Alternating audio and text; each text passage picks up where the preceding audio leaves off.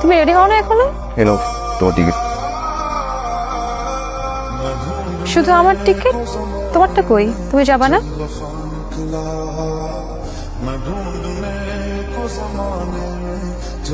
What is this? তোমার কি মাথা ঠিক আছে? তুমি আমাকে ডিভোর্স কেন দিতে চাচ্ছ?